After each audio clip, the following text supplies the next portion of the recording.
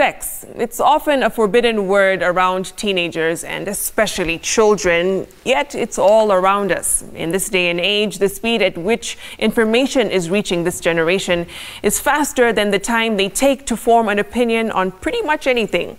So as parents, teachers, mentors, religious leaders, and members of society, how do we begin to have this conversation? How have current and past approaches worked? But before we start the discussion, let's take a look at how Kenya has dealt with sex education in the past. So can we start using the normal channels through your government and other people to teach these young children about their bodies rather than just finding that they are pregnant? But this is nothing new. The debate to introduce age-appropriate and comprehensive sex education in both primary and secondary school has been a mainstay in Kenya, a sensitive subject textured by controversy. But do Kenyans agree with him? It should be moderated to be not as explicit as how I saw it's called CSE. Your parental advisory, I echo that much because most of the parents are so busy. In 2014, nominated Senator Judith Achieng-Sijeny presented the Reproductive Healthcare Bill, seeking adolescents to be given unhindered access to comprehensive sexual education and confidential services. The Senate shot it down, claiming it was an attempt to spoil Kenyan children. And even the Education Cabinet Secretary then, Jacob Kaimenyi, said the ministry would not allow what he termed as immorality to be introduced in schools. Likewise, conservative religious groups, parents and even some teachers were not willing to have this introduced. In 2015, the National Adolescent Sexual Reproductive Health Policy also focused on why sex education is necessary. 3 years later, teenage pregnancy in Kenya is what Mageha calls endemic. But more and more young people, studies show, are turning to the internet or media for information, and not their parents or teachers. Magoha has another suggestion. I would also urge those with authorities and powers to consider blocking those pornographic sites from our internet, because I don't know why they are left open. Imeharibu watoto sana. Ukienda kwa simu, hizo mambo ya pornographic ziko. So kama ingewezekana, mimi ningesupport sana zifungwe. I think when it's banned completely and no one can access it, it will be better because it will also help to increase the morals that have been derailed. All right, so very diverse views coming out of that story. Let me introduce my panel really quickly as we get the discussion started. To my right is Rev Ken Aringo, a youth pastor, mentor, and author of the book, The Software of Sex. He'll be telling us more about that book and why he wrote it. To my left is Lucy Kimondo. She is an adolescent reproductive health expert from the National Council of Population and Development. And last but not least is Michael Mutinda, a parent and opponent of the comprehensive sexuality education. Thank you all for joining me. Thank you. Let me begin with you, Michael. Yes. As a parent, and you've been quite vocal about this whole issue of the comprehensive sexuality education, and we'll get into more detail. But in your view, in an ideal world, what would sex ed look like for you as a parent? So as a parent and also as a theologian, I look at sex as a gift from God, because sex is not man-made, it's God-made. And when God created the gift of sex, he had a purpose for it and put guidelines for it. So as a parent who is a Christian, that's what I'll go to first. And so when you're talking about sex education, is to go back to the source and ask ourselves, so what is the source? And what is the source saying as pertaining to sex education? What are those guidelines? Because if we mess around with it, and we have seen a campaign advocating for another means of education outside what is laid in Scripture.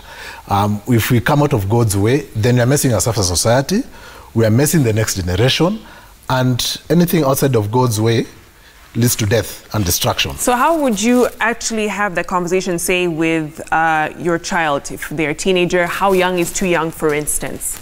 There's nothing that how young is too young. I mean, like what I do at home with my children, we engage in Scripture. That's the foundation. And we introduce them the concept of God, and this is what God has said. And that forms the basic foundation, even talking about sex. We have talked about sex, because right now it's a reality that our society is so sexualized. And it's by design, not by accident, it's by design. And so we have told them, look, this is the proper way of representing sex. Right. And this is the way that is not proper. This is the wicked way, or this is the improper way. Right. And so, in terms of principles, in terms of engaging matters sexual, in terms of education, this is what is God's way. Okay. And this other way is not God's way. And Lucy, let me bring you in, because there's been a lot of hullabaloo when it comes to this issue of comprehensive sexuality education. I'll just shorten it to CSE because it's quite a mouthful. But just tell us more about what it is and why there is such a push to get it into our classrooms.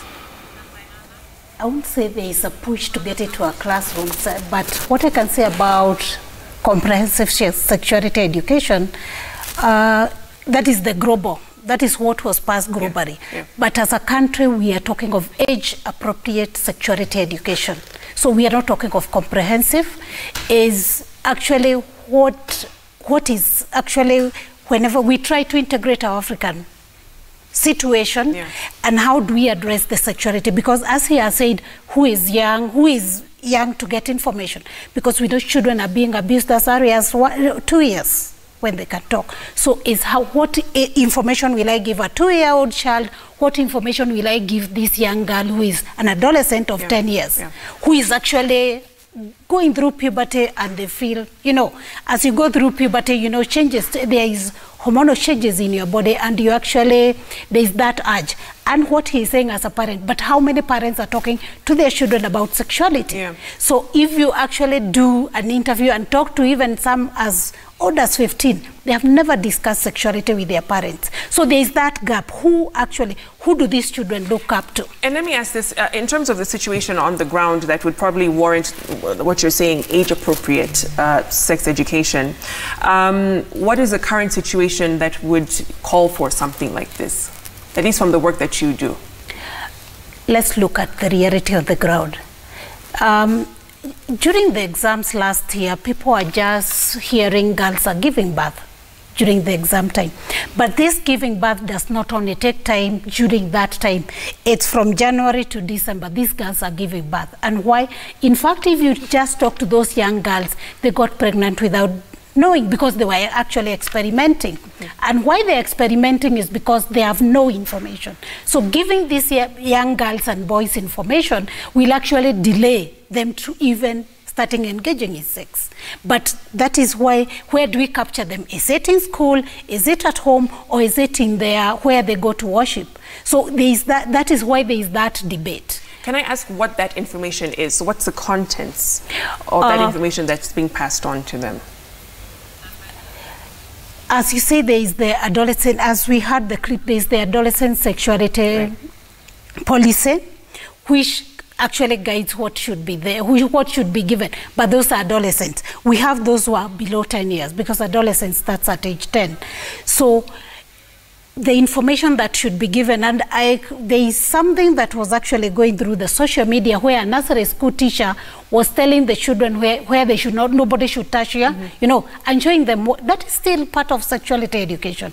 Telling this young girl, as you become 10 years, you start getting menses, the boy you are going, that information varies from age to age. Because at age 10, you start telling them about menses, you start telling the boy about breaking the voice. At that age too, you start telling them what are your private parts, what should not be touched by somebody else, So it will depend on what age is this child that you're teaching. And that is why I'm saying the first teacher is actually the parent, before even the teacher comes in. So if that child is not taught by the parent and they are abused, do they report? No. Okay. So yeah, let me bring in Reverend Ken, because you deal a lot with young people, and Lucy mentioned something, that the biggest burden must lie with the parents when it comes to educating their children on sex.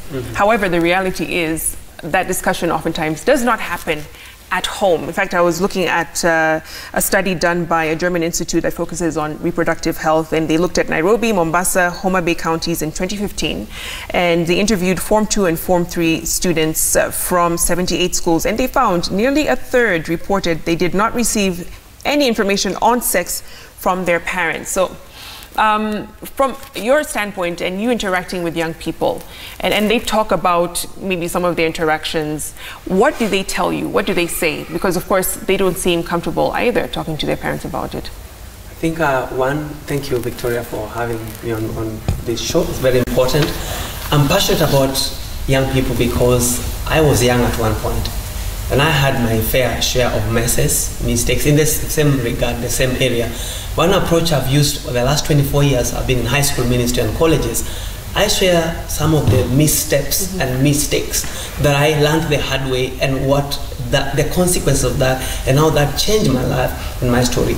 I'm not in ministry because it's fun. I'm in ministry because I realize it's a place of influence and a calling. And so my greatest, the one thing I hear constantly, last weekend I was in a school of almost 1,300 girls, and I was surprised. Within 20 minutes, we had a question and answer session. We had 120 plus questions, 90% sexually related. Wow. Girls in school, and I'm just thinking, why are they asking? Because there have been, a number of them, you could tell, they are starved of information that is transformational. I say one thing over time, that there's information for conversation and there's information for transformation. And my greatest fear, when I hear some of the questions, that you can see ignorance in them, you can see a vacuum that has been created because the educator who should be educating is not educated. So my greatest, when I think about sex education, I go to the question, who is this educator? And so as a theologian, as a student of the Bible, as a counseling psychologist, I have had to keep on sharpening my edge, because things happen so fast. We live in an information age. What you knew yesterday, tomorrow you totally flipped. Right. And teenagers sometimes come to test us.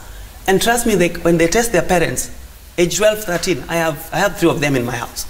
Sometimes they test you with a question, and when you answer in a way that is chilled out and you just want to look good, they know, and they leave you out. Then they go to get it where they feel it's right. Right. And so we cannot afford to look ignorant before those who want information from us, or we cannot afford ignorance. That's the word.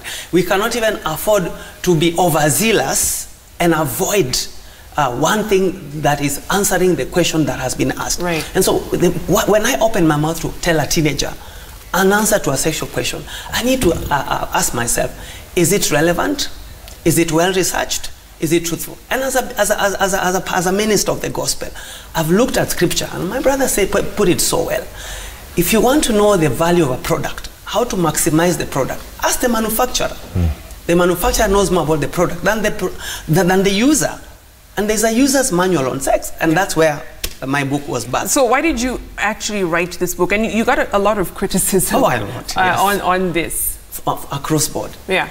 I was hoping that I'd get a lot of support, you know, like, finally the church. I was speaking up for on 2 weeks, this, I didn't have a car, and I had to use a matatu. And I listened early morning. There's this channel that I suffered.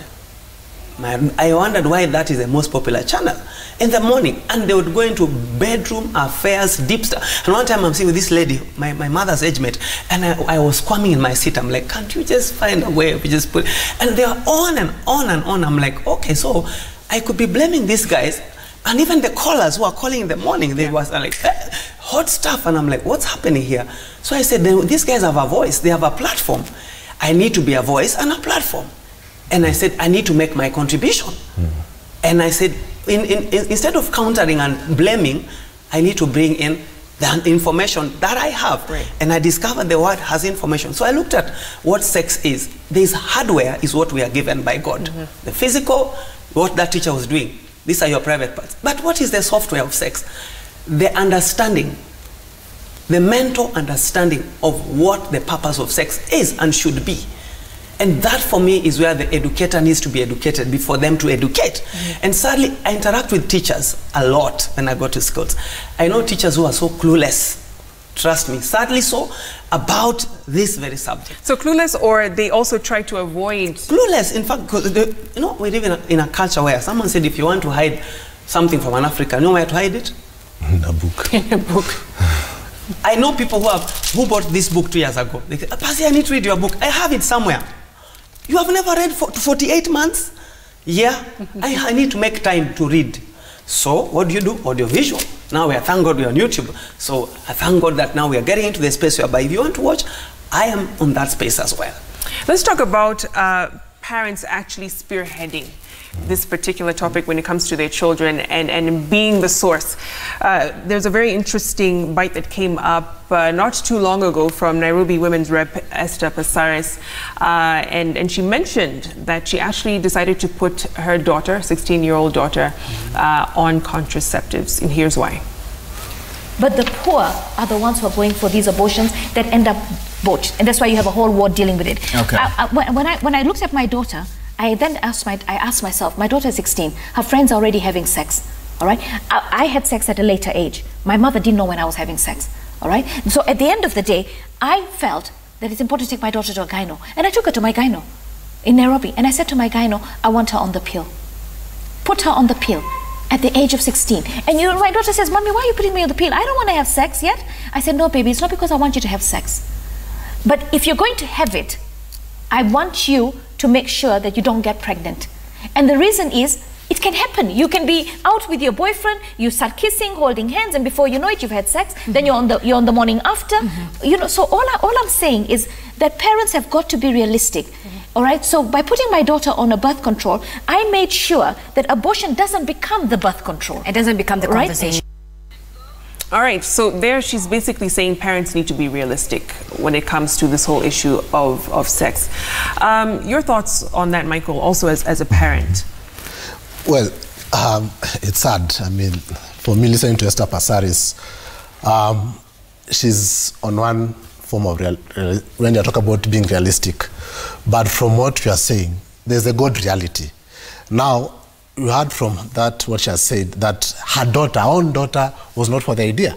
Yeah. But she pushed it on, you know, just in case. So already she's making a decision for her own daughter. Instead of empowering her daughter, in a way, she can make decisions on her own wherever she goes. And the best she could have empowered her daughter is to teach her, educate her on what matters sex from the biblical point of view. So it's unfortunate. That one is an unfortunate case. What I'll say is this. Just like Pastor Ken has said, the reason why this information teachers or parents are finding hard is because a disruption took place. Yeah. You mentioned about a German organization which did a research. Why should it be a German organization? Why can't we do our own research? I mean, it's as if this matter sex, we have just woken up right now. Sex has always been there since humanity. And we have been telling our children, educating about, our children about matter sex from the church to the parents, in school. And so the issue is this. What is that information? We must critique. Is the information home-based? Is information ours? Or are we taking information from people who have got a foreign, or foreigners who have got an agenda to sexualize our own children? And that's what CSE is all about. So it's about, yeah, what are the key points in CSE that you probably find an issue with? The key points in CSE that I have an issue with is, first and foremost, it excludes God, the source and the manufacturer of sex. And they come forward saying, we have the solution. And like I said earlier on, a solution outside the Bible is no solution. It's actually a poison pill. And if you want to destroy ourselves as a society, let's go that way. History has shown that any society that has moved away from God has ended up destroying itself. And we have got very many stories to go there. So for me, with CSE, when I looked at it, and we started interacting with CSE, the information in 2015, and we realized there was a story that came out about 500 students found in Eldoret, in a basement bar, taking mirror, drinking, and, you know, they had condoms. Young, I mean, I'm talking about teenagers. How do you get 500 teenagers in a basement on their own? Somebody somewhere must have instigated. Somebody somewhere must have created a campaign. Somebody somewhere must have designed all this. And so what we are saying is that all this is not natural. There's somebody somewhere, there's an organization somewhere, there are people somewhere who are busy, who are interested in radicalizing our young people sexually so they can capture the soul of our nation. And this is what, for us as parents, as a church, as faith-based organizations, we are concerned about. That we are talking about CSE right now. Where is our government? And these are things we raised up even within the Ministry of Education. I'm surprised they're not here today. Yeah, we reached out to them. Unfortunately, they weren't able to send. And we engaged them. When we engaged them, they told us they are aware of a poison in the new curriculum. Yeah, they are aware. And we asked them, you are our gatekeepers. How come you can allow this poison to come in? I mean, if we lose our children as a nation, then we have lost it. But as parents, I can say this. We did not give birth to the devil. You must rise up as a parent. You must be aware there's an enemy who wants to capture your child on matter sex. So rise up, increase your capacity, like what Pastor Ken is saying. Increase your capacity, engage your children, teach them on matter sex, but use the Bible as a lens. That is the surest way of doing this. Let me get your take on this, Lucy, and just your reaction, because like Michael is saying, there is a wider and bigger agenda. And from what I've seen in terms of my research on CSE is you have groups that usually push for abortions and contraceptives, wanting to widen their clients, if you will, and having more and more young people sexualized, so they find themselves in a place where they would need the services of some of these groups. What's your take on that kind of thinking, and does CSE or even the age-appropriate approach you were talking about seek to do that? I wouldn't say that age-appropriate sexuality education seeks to do that, because let's go even back to our roots, the African roots. What was happening with our girls and boys? They had mentorship. There were the aunties, there were the grandparents, and the other side there were the uncles and the grandfathers. And they were actually sort of guiding these people. What are the drivers? What is actually driving sexuality in Kenya? One thing is peer pressure, cultural practices, you know, and even rape and incest. The parents who are supposed to be protecting these adolescents are actually abusing them. So we have all that. And actually even data is available within, conducted by our own country. It's not only the data from out. So yeah, we have done data. We have the demographic and health survey, which tells us when do these people start having sex, some as early as 8, you know. They're experimenting. And as I said, why are they experimenting? Because if I know if I put my finger in hot tea, I'll get burnt. I'll not put it. But if I don't know, I'll actually experiment. The same with that.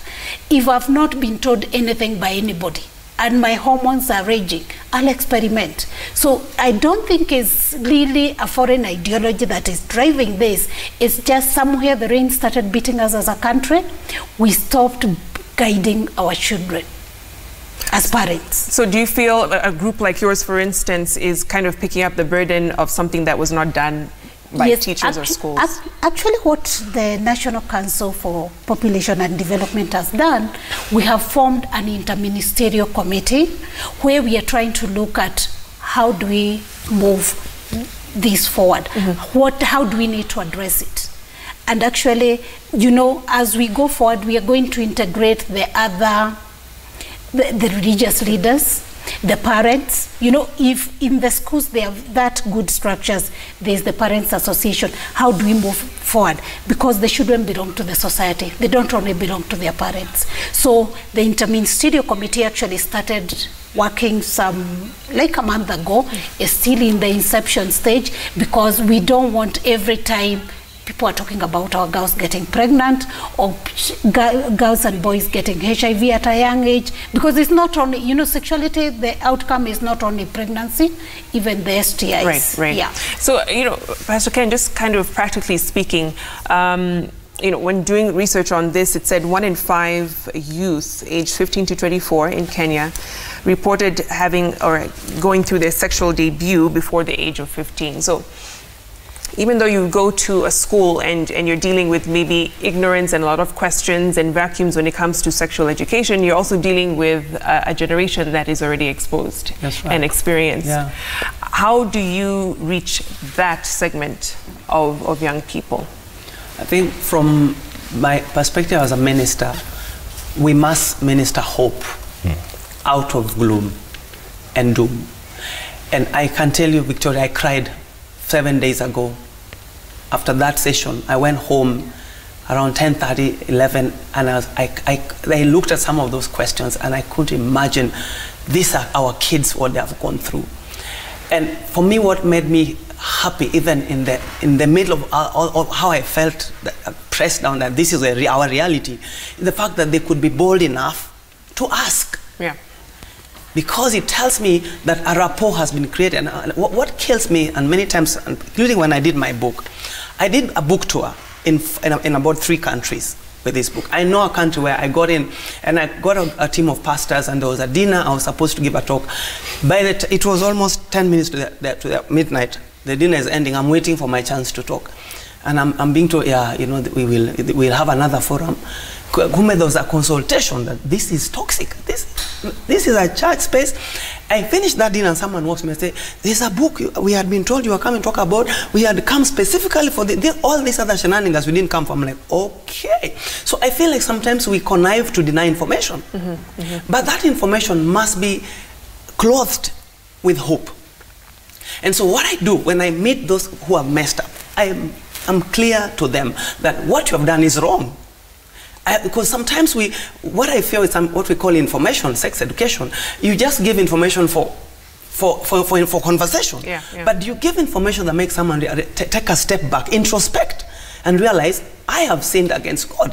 When David writes in Psalm 51, after committing the sin of adultery with Bathsheba, he actually says, to you only have I sinned against. And he asked for God to forgive him and ask for mercy. And I think we must reach a point where we can be brutal enough to say, you know what, if you're having sex and you're not married, it is wrong. If you're having sex with someone's wife and you are married, out of the marital union, it's wrong, it is a sin. No, so we must, and that's where I am. And why does the church, or I guess religious groups, not want to talk about sex outside of those two contexts also that you've just mentioned? Why is it still taboo to have that discussion? Because I feel sometimes you don't want to sometimes you don't know what will happen after you start. And that's why I said we need to be empowered, we need to be informed. Because if I'm going to be an educator, Victoria, I wouldn't have come to this show if I knew I was coming here and I don't have content about this. I would run away. I'm wondering why critical Minister of Education is not here. Honestly speaking, I'm wondering.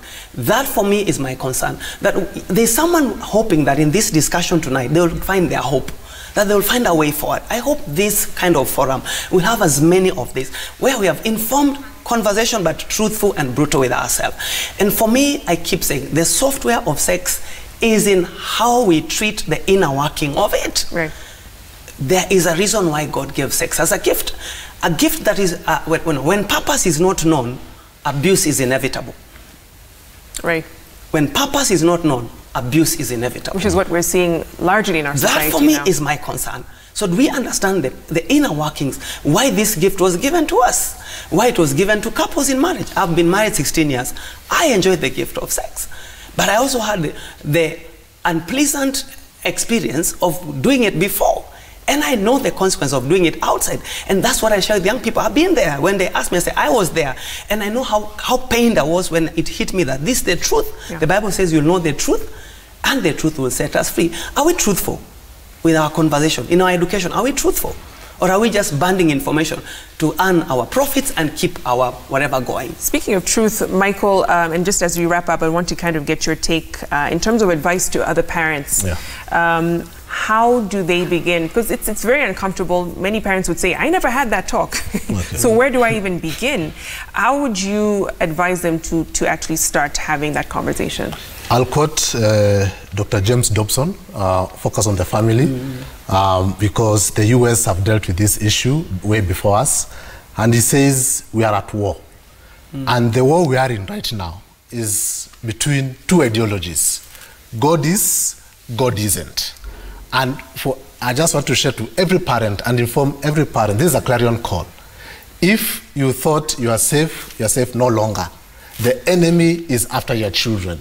So wake up, rise up, and take the mantle. Fathers, rise up. Take your position and protect your children. This war is serious, and the campaign is there, and they're not waiting for you. So it's up for us as parents to rise up, take our position, educate ourselves on matter sex from a biblical point of view, and tell our children. Otherwise, if we lose our children, we're going to lose not just ourselves in terms of a society, but also as a nation. But also I want to add something. It's not about parents alone. I mean, children are a resource for our nation. So I'm talking about parents, I'm talking about the church, I'm talking about the government, I'm talking about each and every person. I mean, when we talk about rape, when we talk about abortion, we focus on the children. But who are the perpetrators? We have a social issue. We have a disease and we are sick in this society. So we need to go back to God. We have left his way. The solution is going back to him and beginning from where he has told us we should begin, by putting him first, and then everything else shall follow. So that's what I'll say. We are at war. The thing is here, so let's deal with it. Otherwise, if you don't deal with it, it will deal with us. And Lucy, I'll give you the final word, just in terms of, we're still also dealing with a very real crisis. You mentioned teen pregnancies probably being one of the biggest that we need to address as a society. But how do we kind of strike that balance between, yes, the software aspect, parents taking and playing their role, but also groups like yours where you use more preventative measures to deal with this issue? Yeah, in the year, was it 2005, we developed a booklet which was called What is New and Cool for the Youth. And what we were trying to do in that booklet was to give, for the children to have a value system. And actually what is ailing our country is we don't have a value system. And after doing that with several schools, we realized that the girls and the boys became assertive, and they started, saying, why am I doing this? So we actually trying to reprint the book again, and we see how we can engage with schools and try to, make a decision, because it's a choice and you're making an informed choice. So what I would say is we need to give the young people the information. So even when peer pressure, because peer pressure will be there, whether their parents talk to them, peer pressure will be there, because not all parents are going to talk to their children. So that this child will make an informed choice and actually influence that one who was trying to put pressure on them to actually delay engaging in sex. And also try to, the parents, the religious leaders, the other organizations, the other government agencies, as I said, this is a society issue. Yeah. So the society to come together for us to move forward so that we stop having, in fact, I don't want to call it teenage pregnancy, I'll call it adolescent pregnancy, because even girls as young as 10 are giving birth. So we need to address this as a society. All right, thank you so much, Michael, Lucy, and Reverend Ken for coming in and sharing your insights. Of course, hopefully people can start looking for that book as well. Yes. Yeah, if you want to read. I was going to read for you the opening before we wrap of up. my Yes, book. Go ahead. It says this: when shall I begin to train my child? Asked a young mother. How old is the child? Inquired the doctor. 2 years, sir, returned the lady. Then you have lost just 2 years. He replied, you must begin with the grandmother. This is a quote by Orison Swett. Wow. What am I saying, Victoria? That we need to go back. And like you said, parents must be empowered now. And I thank God that as a church, I have decided I'm going to engage with teenagers with their parents. I organize an event in this country that brings together the parents and the teenagers so that we can psychoeducate all of them and empower both.